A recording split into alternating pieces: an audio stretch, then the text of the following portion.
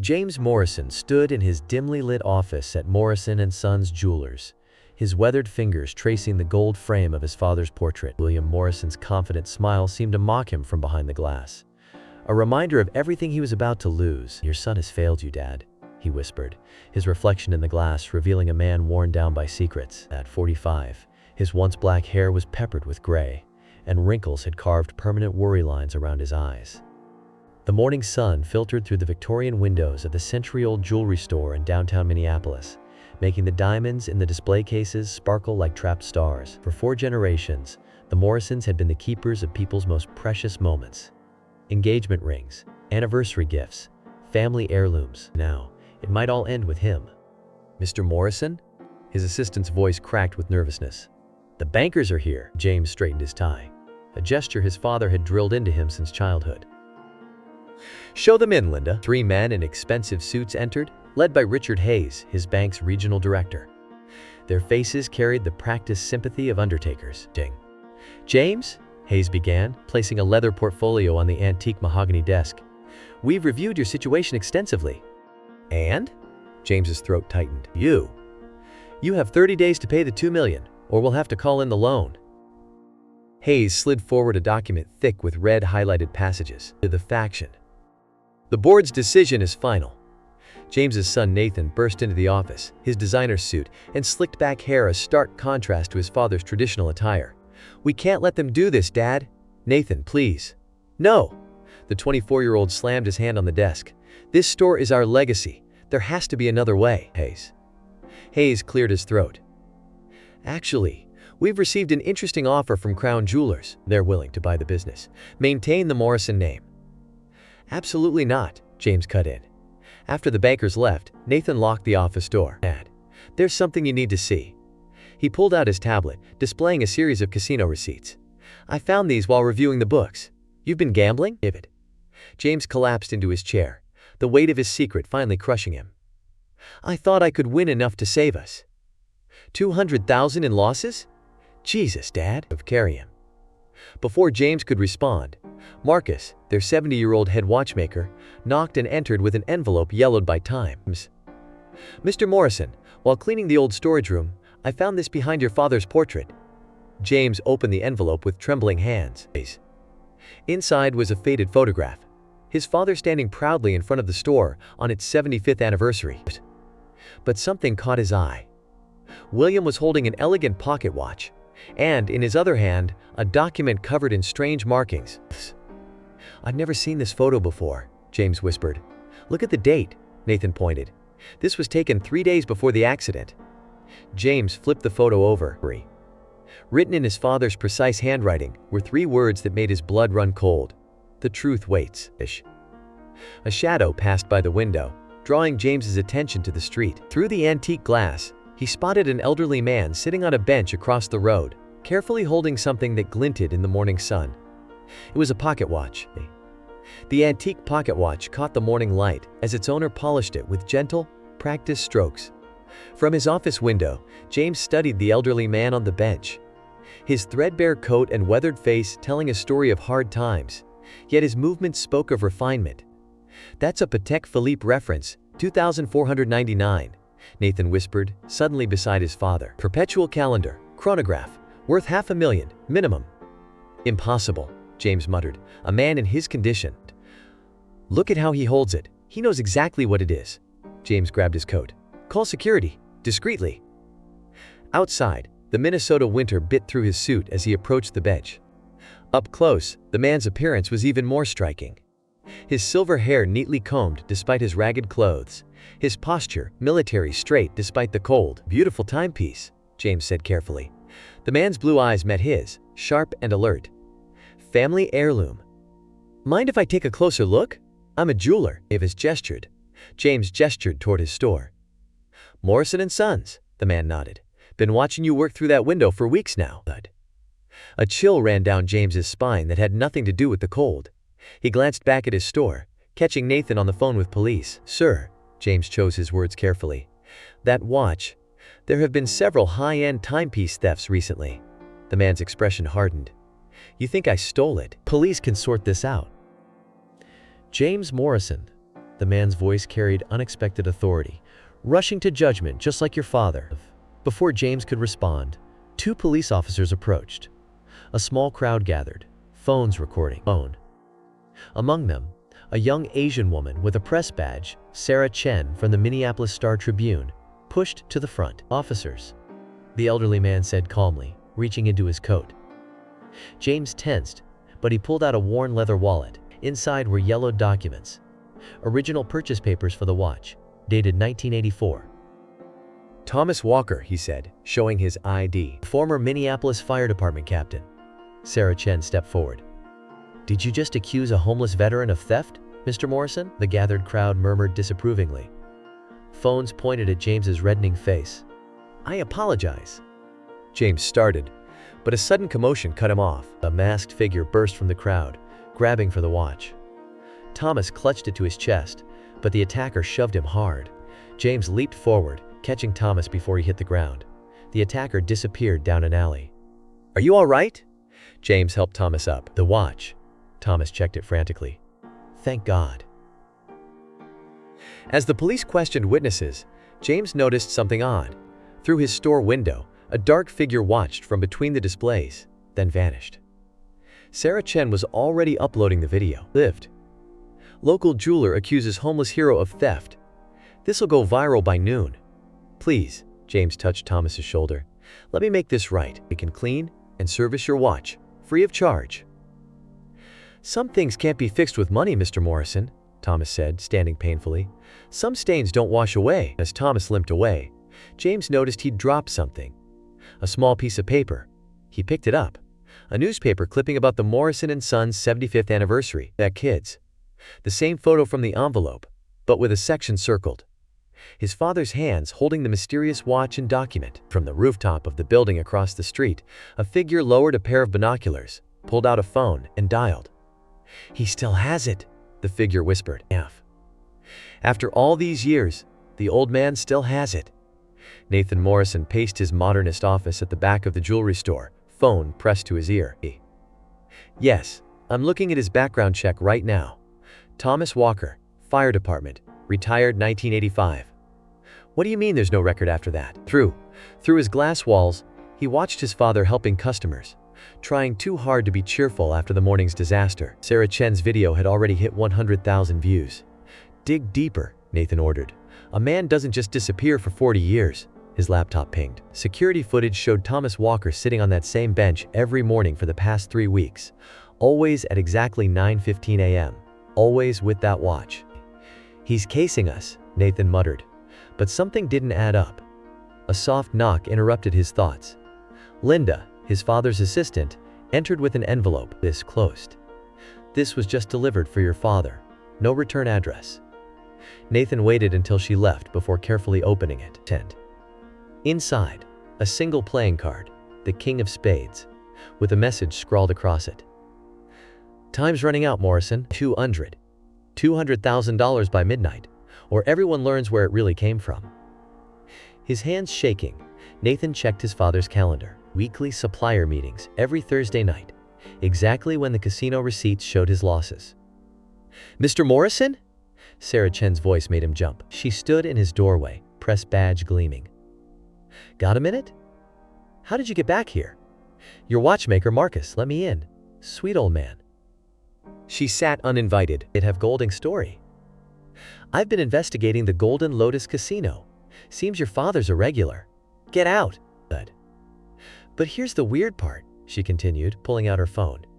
"Every time your father loses big, someone else wins bigger. Almost like what? Like he's paying off a debt, one he doesn't want anyone to know about." Nathan's phone buzzed. A text from an unknown number. "Check the basement storage, behind the portrait. I'm stored." "Miss Chen," Nathan stood. "You're trespassing." "One more thing." She pulled out an old photograph. "Recognize this?" Nathan's breath caught. Terraces. It showed Thomas Walker, 40 years younger, in his firefighter uniform, standing next to William Morrison, both men handling the same pocket watch they'd seen this morning. "Wear it. Found it in the casino's old records. Your grandfather was investigating something before he died, wasn't he?" Before Nathan could respond, a commotion erupted from the store. Thomas Walker had returned, but this time he wasn't alone. Two large men flanked him, their suits barely concealing their muscular builds. "Please," they heard Thomas's voice crack. "I just need more time." "Time's up, old man," one man growled, reaching for the watch. James Morrison stepped between them. "Is there a problem here, gentlemen?" "Stay out of this, Morrison," the second man warned. "Your family's got enough troubles." Sarah Chen was already filming now. Nathan watched his father's face. Something dark passed behind his eyes, a look he'd never seen before. "Marcus," James called to the old watchmaker, "get our guests some coffee." These men were just leaving. The thugs hesitated, then retreated, one of them pointing at Thomas.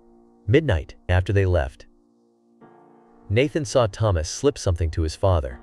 A folded piece of paper. James read it, his face going pale. "Son," he called out, his voice strange. "Get me everything we have on the night your grandfather died."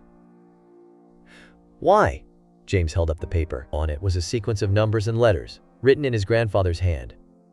WM 84 PH 2499 TW. "Because," James whispered, "I think I know what Thomas has been watching our store for." Outside, the afternoon sun caught the pocket watch's golden surface, and for a moment, Nathan could have sworn he saw something engraved beneath the tarnish.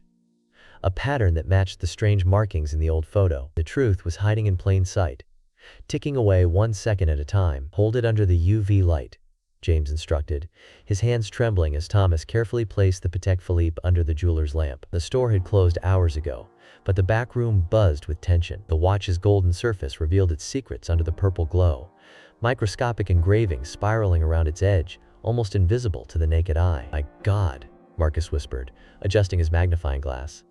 "I've never seen craftsmanship like this.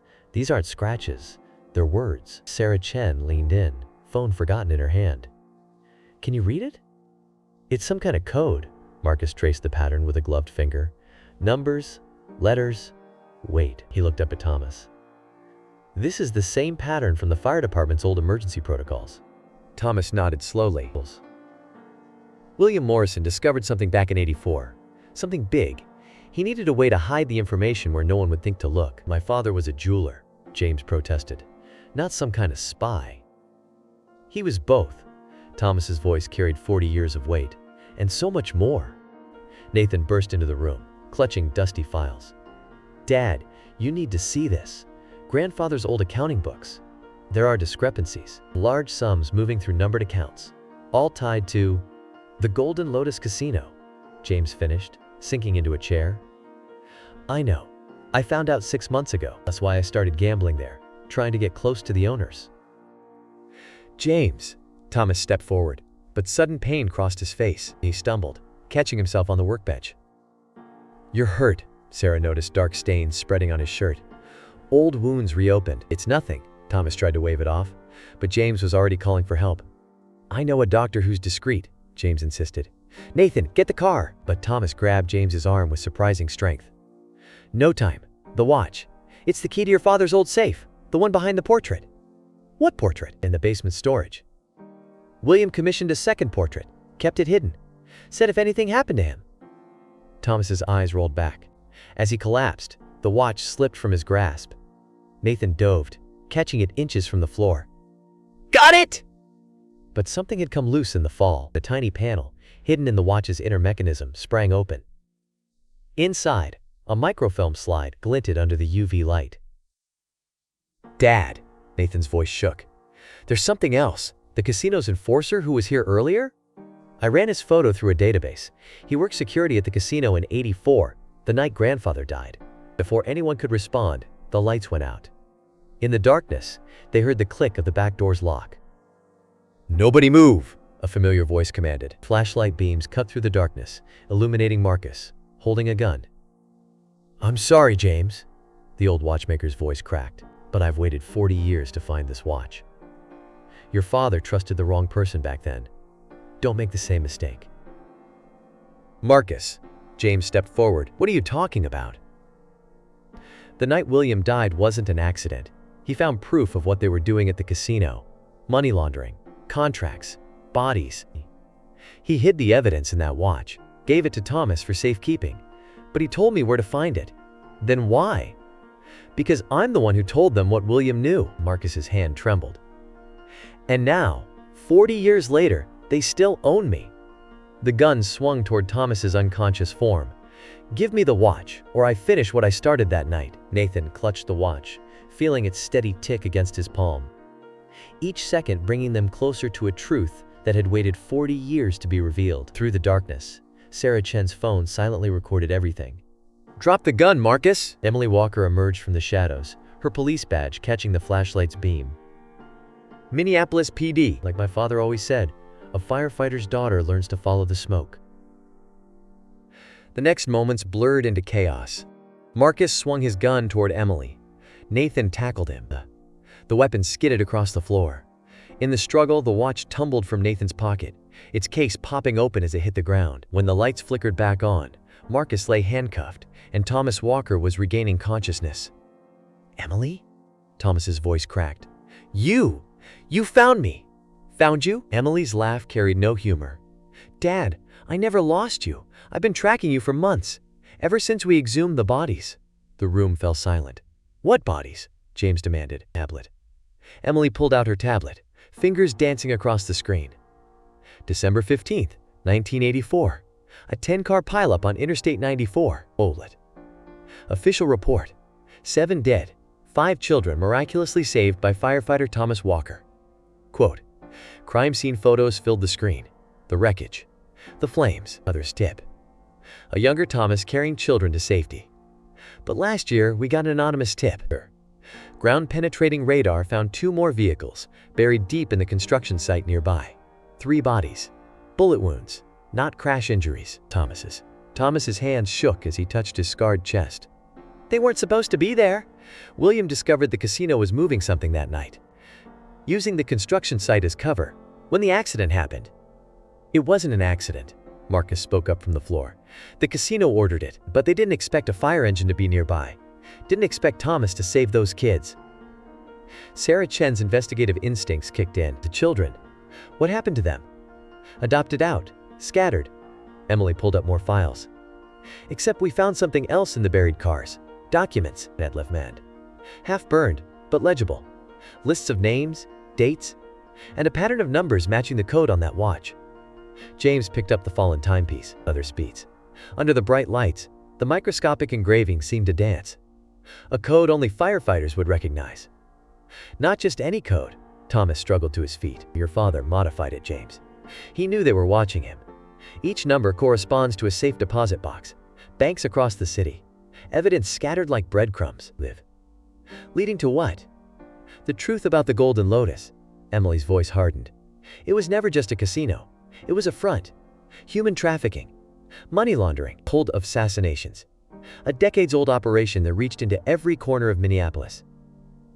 And my father found proof, James whispered. More than proof. Thomas reached for the watch. He found their ledger. Names, dates, transactions. Everything needed to bring down their entire empire. He knew. But he knew they were closing in. So he did what any jeweler would do. He hid it in plain sight, Nathan realized. Inside a priceless watch, which is why. A new voice interrupted. We've come to collect it. They turned. 2 men in suits blocked the doorway. Health. Behind them stood William Chen, Sarah's father and owner of the Golden Lotus Casino. Sarah. Chen smiled at his daughter, Iv Kafaf. You've done well, bringing everyone together like this. Makes our job much easier. Sarah's phone clattered to the floor. Dad? The game's changed, Chen announced. New players. New players, same stakes. Now, about that watch. In the distance, sirens wailed. Dad, how could you? Sarah's voice trembled as William Chen stepped into the workroom, his expensive Italian shoes clicking against the hardwood floor. Business is business, sweetheart. Why do you think I encouraged your journalism career? Having a daughter investigating corruption. Perfect cover. Chen's smile didn't reach his eyes, the frownness. Though I must admit, you exceeded expectations by finding them all. James positioned himself between Chen and Thomas. You've been playing us. All of us. For 40 years, Chen nodded. Your father was clever, William Morrison. Hiding evidence in a watch? Brilliant. But he made one mistake. He trusted people. His gaze shifted to Marcus. Some more foolish than others. Marcus hung his head. They threaten my family. Spare us, Emily cut in, her hand on her service weapon. You're all under arrest. Chen laughed. Are we? Check your phone, Officer Walker. Emily's phone buzzed with an incoming text. As she read it, her face paled. Phones. Your captain sends his regards, Chen smirked. Interesting thing about evidence from 1984. So easy to make it disappear. Again. The sirens grew louder. Those aren't your friends coming, Chen continued. In about 2 minutes, officers from the 7th Precinct will arrest Thomas Walker for the murder of William Morrison. We found new evidence, you see. Very convincing. You won't get away with this. Sarah grabbed her fallen phone, but Chen raised an eyebrow. My own daughter? Recording everything? I trained you better. He pulled out his own phone, showing a live feed of Sarah's apartment. Your mother's making dinner. Be a shame if… Stop, Sarah whispered, deleting the video. Now. Nathan had been quiet, his mind racing. Something about the watch's code. Dad, he muttered. The numbers. They're not just safe deposit boxes. James studied the watch under the workbench light. What do you mean? Grandfather was smarter than that. Look, WM84PH2499TW. It's not just a serial number. The pattern repeats, but shifts. Thomas's eyes widened. Of course, William knew they'd crack a simple substitution, so he used over his house. A running key cipher, Chen finished. Brilliant. The combination changes with each rotation of the watch hands. A different code every second. He extended his hand, which is why we need the physical watch. Now. Red and blue lights flashed outside. Time's up, Chen nodded to his men. Choose quickly, the watch, or Thomas Walker confesses to murder. Though I wonder, he smiled coldly, how long would a former firefighter last in prison?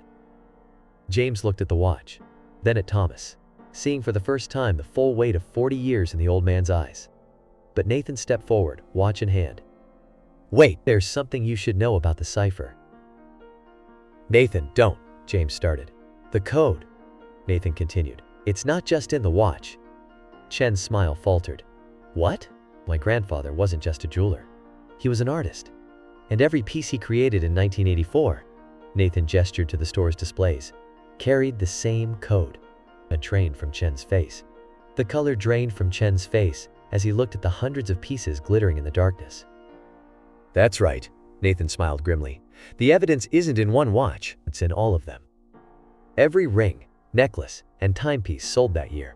A network of proof, scattered across Minneapolis. In people's homes, safety deposit boxes, family heirlooms. The front door burst open. Which is why, Emily added, drawing her weapon, I called the FBI, not my captain. And why? Sarah held up a second phone. I never stopped recording. The FBI agents swarmed the store, but William Chen remained unnervingly calm. Harry. Impressive play, he nodded to Nathan. But you're bluffing about the jewelry. Am I? Nathan reached into his pocket, pulling out a diamond ring. Harry. This was from your personal collection, wasn't it? The one you bought right after grandfather died. Chen's composure cracked, just slightly. Good choice. Special Agent Diana Roberts stepped forward, her FBI badge gleaming. William Chen, you're under. A deafening explosion rocked the building. The casino's men moved with practiced efficiency, smoke grenades rolling across the floor. In the chaos, Chen disappeared through a back exit. Dad! Sarah screamed as smoke filled her lungs. When the smoke cleared, Thomas Walker was gone. And so was the watch. He took it! Marcus coughed from his handcuffs, tankling the screen. Thomas knew this would happen. He's been planning. James's phone rang. A video call from an unknown number in the screen. The Golden Lotus Casino's elegant facade glowed in the night. A simple exchange, Chen's voice was businesslike. The watch for your family's legacy. The camera panned to show documents. The original deed to Morrison Sons, loan papers, property titles. Everything you owe us, erased. Your father's name, cleared. All for one, obsolete timepiece. Don't do it! Nathan grabbed his father's arm. We can find another way. But James saw what the others didn't.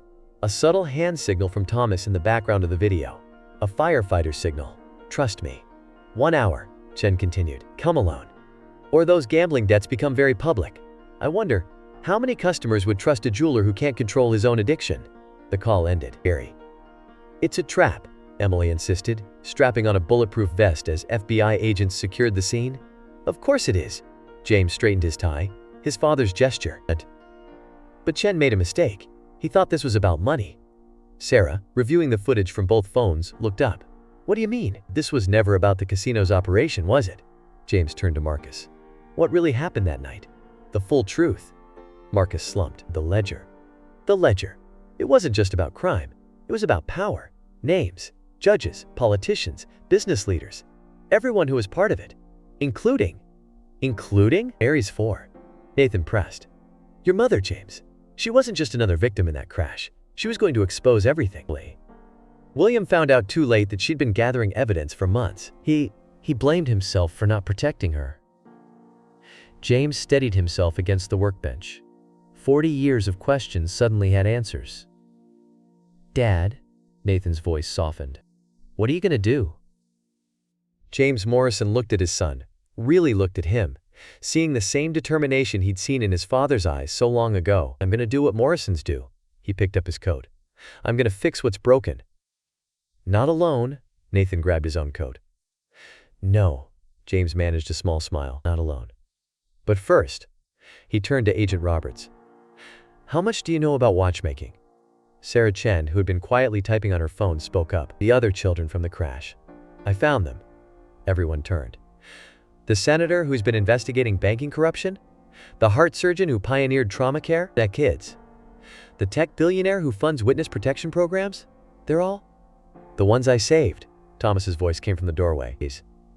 He stood there, looking exhausted but determined. And they've been waiting 40 years for tonight. No. The watch in his hand ticked steadily, counting down to a moment 4 decades in the making. The Golden Lotus Casino's neon dragons writhed against the night sky as James Morrison parked his Mercedes in the VIP section. Through the bulletproof glass of his car windows, he watched high rollers drift in and out, unaware they were walking through a crime scene 4 decades in the making. Comms check. Agent Roberts' voice crackled in his hidden earpiece. Clear, James muttered, adjusting his cufflinks, each one containing a miniature camera. Remember, Nathan's voice joined in, we just need him to admit to the '84 crash. Everything else is bonus. James stepped out into the bitter Minnesota night. At the casino entrance, a familiar face waited. Sarah Chen, looking elegant in an evening gown, playing her part as the obedient daughter. Mr. Morrison, she smiled tightly. Daddy's waiting in the private room. As they walked through the casino floor, James caught glimpses of their plan in motion. Emily Walker, undercover at a blackjack table. Nathan, pretending to drink at the bar and at different slots machines. 3 distinguished individuals who'd once been terrified children. Senator Michael Hayes, Dr. Patricia Rodriguez, and tech mogul David Kim. The private room was exactly what James expected. All dark wood and leather, reeking of expensive cigars and corrupt power. William Chen sat behind a massive desk, Thomas's watch gleaming before him. I knew you'd come alone, Chen smiled, a father's weakness. Like you'd know anything about that, Sarah muttered. Chen's smile vanished. The documents. He pushed forward a folder. As promised, sign these, and your family's debt disappears. The watch becomes mine. Everyone lives happily ever after. James picked up the folder, pretending to read. Tell me something first. That night, in '84, was my mother really gathering evidence? Claire Morrison, Chen leaned back. Brilliant woman. Too brilliant. She actually thought exposing us would make a difference. He laughed softly. The crash was cleaner, less messy than what we usually did to whistleblowers. In James's ear, Agent Roberts whispered, we got it. But James wasn't finished. And Thomas? Why keep him alive all these years? Insurance, Chen shrugged. As long as he was out there, broken, homeless, we knew the watch was safe. Nobody would believe him anyway. Perfect hiding place, really.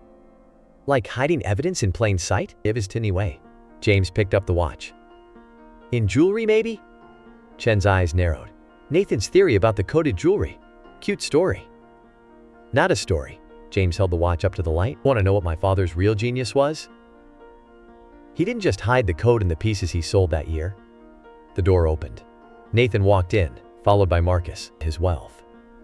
He hid it in everything, Marcus said quietly. Every piece I repaired, every watch I maintained. 40 years of evidence, spreading through the city like a virus. Chen's hand moved toward his desk drawer. Too late. Sarah's second phone emerged from her purse, streaming live. Minneapolis's biggest crime family, exposed on Instagram.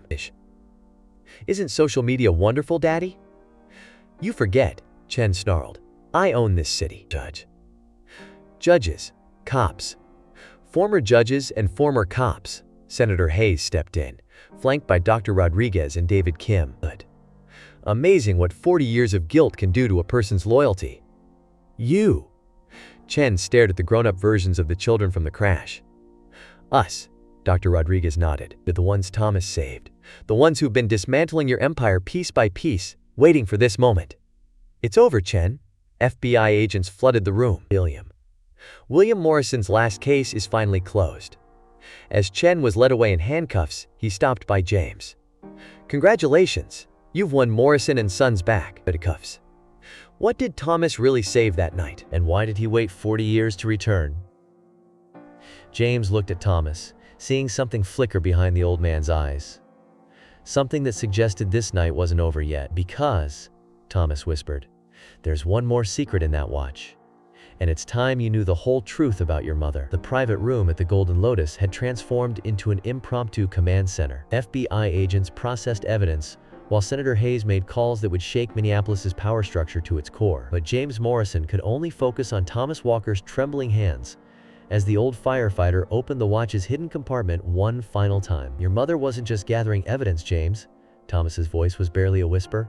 She was part of something bigger, something even William didn't fully understand until it was too late. From the watch's depths, Thomas extracted a microfiche slide, so small it almost disappeared between his fingers. Dr. Rodriguez stepped forward with a portable scanner she developed specifically for this moment. 40 years of technological advancement preparing for this, the scanner hummed. On David Kim's laptop, images began to form. Oh my God, Sarah Chen breathed. The document showed a vast network, far beyond Minneapolis. The Golden Lotus was just one node in an international web of corruption. Bank accounts, shell companies, political bribes spanning continents. Good. Claire Morrison, Thomas continued, was a federal investigator, deep undercover. Not even William knew at first. She'd spent years tracking their international operations. James sank into a chair. My mother was a federal agent? The best, Senator Hayes confirmed. She recruited me to the bureau right out of college, Paris month. After the crash, I swore I'd continue her work. All these years, Nathan stared at the data streaming across the screen. We thought we were just jewelers, Iris. You were more than that. Dr. Rodriguez pointed to a series of transactions. Every Morrison piece sold internationally became a tracking beacon, the patterns of where they ended up. They've been mapping the organization's structure for decades. Claire designed it. Thomas's eyes glistened. William executed it, and I was supposed to protect her that night. I failed. Emily Walker gripped her father's hand. You saved those children. You gave them a chance to finish what she started. Barry. David Kim's fingers flew across his keyboard. The algorithm's running, Barry. Every piece of Morrison jewelry sold since 1984, correlating with known criminal enterprises. Mapping power structures. It's not just evidence, Sarah realized, journalist instincts firing. It's a kill switch. Claire knew they'd kill her eventually. Thomas pulled out one last item from the watch. A small key. This opens a safe deposit box at First National. Inside is everything needed to trigger international investigations. Banking codes, offshore accounts, blackmail material. The ultimate insurance policy, Nathan whispered. James stood, straightening his tie. Then let's use it. Wait, Agent Roberts interrupted. Chen's organization still has reach. The moment we move on this, they'll retaliate. Everyone in this room becomes a target. We've been targets for 40 years, Dr. Rodriguez said firmly. We just didn't know it. Senator Hayes pulled out his phone. There's Carrot. I have secure locations ready. Protection teams on standby. My tech teams can scrub digital footprints, create new identities, David Kim offered. The hospital's secure wing is prepped, Dr. Rodriguez added. Safe house protocols in place. Emily checked her weapon. Police teams I trust are standing by. James looked around the room at these unlikely allies. A senator, a doctor, a tech mogul, a cop, a journalist. and a homeless firefighter, all connected by one night of tragedy and courage. "Mom would be proud," he said quietly. "All of us, working together." "James," Thomas stepped forward, face grave. "That. There's something else. Something William discovered right before he died. About who really gave the order that night. Someone above Chen's." Suddenly, the casino's lights flickered. Emergency sirens blared. "We've got movement!" Agent Roberts barked into her radio. "Multiple SUVs approaching. Armed teams. They're here." Thomas's hand trembled on the watch. The ones Chen answered to. The real power. "How?" Sarah demanded. "Chen's in custody, Penchach." "Because," Nathan's face went white as he stared at his phone screen. "Someone just posted our location. From inside this room." "Good." Gunfire shattered the casino's windows as black-clad figures rappelled from the roof. In the chaos, James Morrison made a split-second decision that would change everything. "The vault!" he shouted. "Everyone move!" They sprinted through the casino's back corridors, Dr. Rodriguez supporting Thomas, while David Kim used his phone to override the security systems. Behind them, professional hit teams moved with military precision. "In here!" Senator Hayes pulled open the massive vault door, decades of political authority ringing in his command voice. The group piled in just as the first bullets pinged off the reinforced steel. "We're trapped," Sarah said, watching through her phone's camera as shadows moved outside. "No," James smiled grimly. "They are." Nathan understood first. "The vault. It's not just for money, is it, Dad? Your grandfather designed it in 1984, James confirmed, along with every other casino vault in the Midwest, including their security systems. David Kim's fingers flew across his laptop. "Accessing original blueprints! My God, the entire vault is a Faraday cage, and these patterns in the wall design. More code," Thomas nodded. "Hidden in plain sight all these years." Suddenly, Marcus's voice crackled through their earpieces. "James? They've got me." "I'm sorry. They made me do it. The leak. But I can make it right. The old contingency, remember?" Before anyone could respond, explosions rocked the building, the vault's emergency systems engaged, sealing them in complete darkness. "Marcus?" James whispered. "What have you done?" "Listen is Rethage." Emergency lights flickered on, revealing Dr. Rodriguez already treating Thomas's reopened wounds. "He's crashing. Whatever we're doing, we need to do it fast." "Oh." "The watch," Thomas gasped. "It's not just evidence. It's a key. William. He built a backdoor into every casino system. One final failsafe." David Kim connected the watch to his laptop. Numbers scrolled across the screen. 40 years of transactions, blackmail, and blood money, all pointing to one name.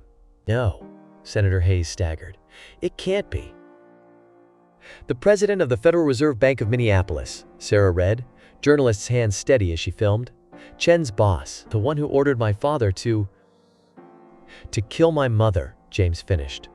"But she knew. She left us a way to end this."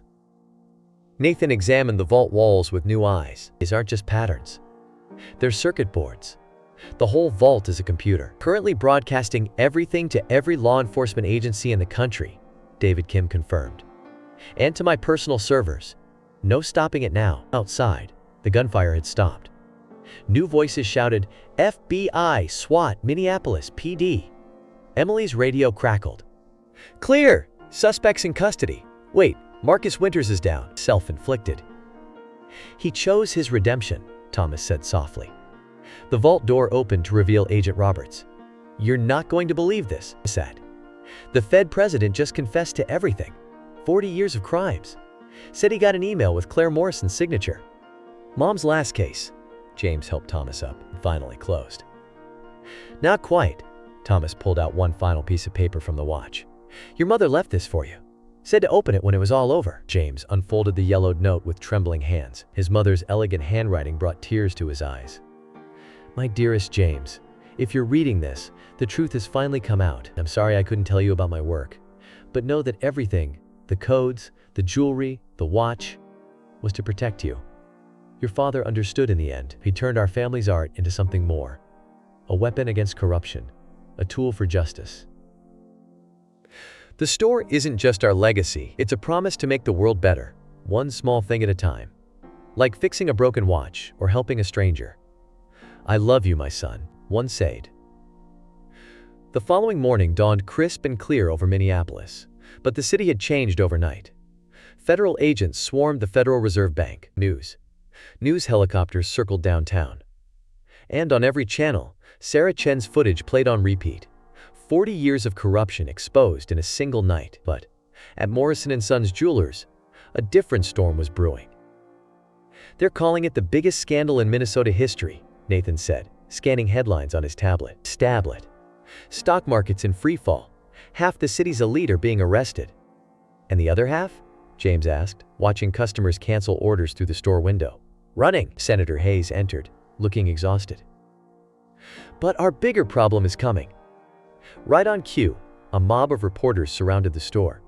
Their shouts carried through the glass. Did Morrison and Sons knowingly sell coded jewelry? Were customers unknowing participants in federal surveillance? Can the store's certificates be trusted? "We're finished," Nathan slumped. "No one will ever trust us again." Thomas Walker, now wearing a clean suit provided by Dr. Rodriguez, stepped forward. Unless what? "We tell them the whole truth. Not just about the corruption, about Claire, about what this store really stands for." James shook his head. "They'll never believe." The door chimed. Annie Walker entered with Dr. Rodriguez and David Kim, followed by a stream of people. James recognized them, customers from over the years.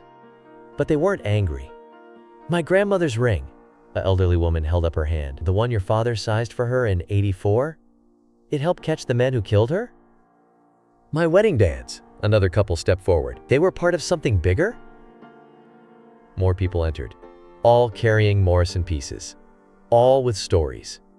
Sarah Chen's camera rolled as Thomas took the floor. His voice, once weathered by streets, now carried authority.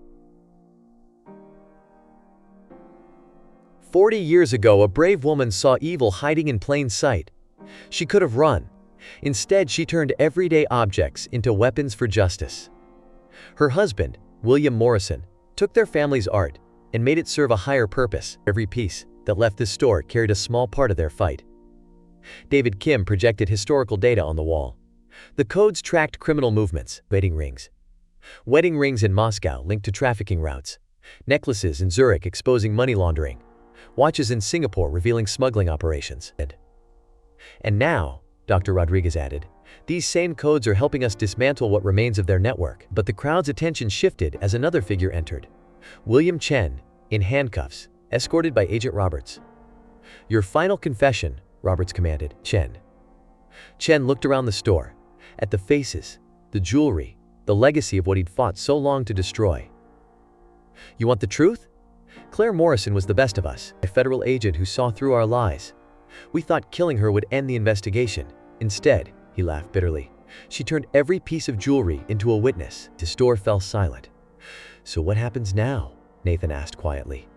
James stepped behind the counter his grandfather had built. "Now? We do what Morrisons have always done. He picks what's broken." He picked up a customer's watch. No codes, no secrets, just a family heirloom needing care. This store protected something bigger than wealth. It protected hope, truth, justice. Each piece that left here carried a promise that good people, working together, can change the world.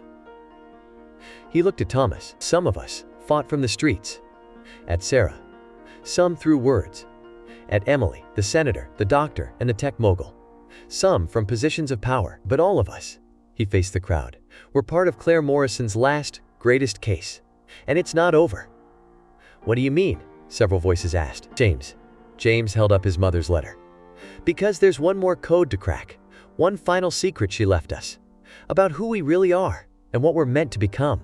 The old store's lights seemed to brighten, as if Claire Morrison herself were watching her legacy unfold. The new Morrison & Sons building gleamed in the summer sun, its restored Victorian facade a testament to resilience.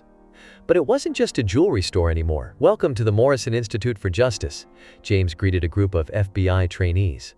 Display cases now held both precious gems and historical exhibits. Each piece told a story of courage, sacrifice, and the power of ordinary objects to change the world. "Every Morrison piece now carries 2 certificates," Nathan explained to the group. "One for its material value, and one showing its contribution to fighting corruption worldwide." The training room buzzed with activity. Dr. Rodriguez taught forensic techniques to law enforcement. David Kim demonstrated cutting-edge tracking technology. Senator Hayes advised on policy reform. And at a special workbench, Thomas Walker trained young watchmakers, each movement a lesson in patience and precision. Mom would have loved this, James said softly, adjusting his father's portrait, now hanging proudly beside his mother's newly unveiled FBI photograph. Sarah Chen, now running an investigative journalism center from the building's top floor, joined him. Did you solve it? The final code? James smiled, leading her to the vault, transformed into a high-tech command center. It wasn't just a code, it was a blueprint. He pointed to a world map dotted with lights, each represented a Morrison piece, creating a network of justice that spanned continents. Quote, "She didn't just want to solve one case. She wanted to change how we fight corruption forever." The Morrison method, Emily Walker added, entering in her new FBI uniform. Teaching law enforcement worldwide how to hide tracking mechanisms in luxury goods, following dirty money through the very things criminals buy to show off their wealth. Thomas approached, carrying his restored watch. "Which is why they're all here today," stored it. The store's main floor had filled with international delegates, law enforcement, journalists, activists. Even former customers who discovered their jewelry had helped solve crimes. "Ladies and gentlemen," James addressed the crowd, 40 years ago, my mother had a vision that the things we carry, our rings, watches, necklaces, could be more than symbols of wealth. They could be witnesses to truth, soldiers for justice." He held up a simple wedding band. "Today, every Morrison piece serves two purposes: beauty and justice, art and truth. Just as my mother intended." Nathan unveiled their new slogan, Morrison Sons, crafting justice, one piece at a time. "But the real legacy," Thomas added, "isn't in the jewelry. It's in the people. Ordinary people choosing to be part of something bigger than themselves." The crowd moved to the garden terrace, where a memorial fountain now stood. Water flowed over names: Claire Morrison, William Morrison, Marcus Winters, and countless others who'd sacrificed for truth. As sunset painted Minneapolis in gold, James watched families admiring jewelry that now symbolized hope. Young agents learning old watchmakers' tricks, journalists and detectives sharing techniques. "You know what Mom wrote in her letter?" he said to Nathan. "The real family business was never about selling jewelry. It was about believing in people's better angels, about giving them ways to fight for what's right." "The American dream," Nathan nodded, "reimagined for a new era." Thomas raised his watch. "It's ticking, a reminder of time's power to reveal truth." "To Claire Morrison," he called out, who taught us that the smallest things, a watch, a ring, an act of kindness, can change the world." The gathered crowd raised their glasses. Among them, those 5 children saved from a fiery crash, now leaders in their fields. The customers whose jewelry had unknowingly served justice. The new generation of craftsmen learning to hide hope within beauty. "To Claire," they echoed. As night fell over Minneapolis, Morrison Sons glowed like a beacon. Inside, precious things sparkled: gold, diamonds, and the indomitable spirit of those who believe that truth, given time, will always shine through. The end.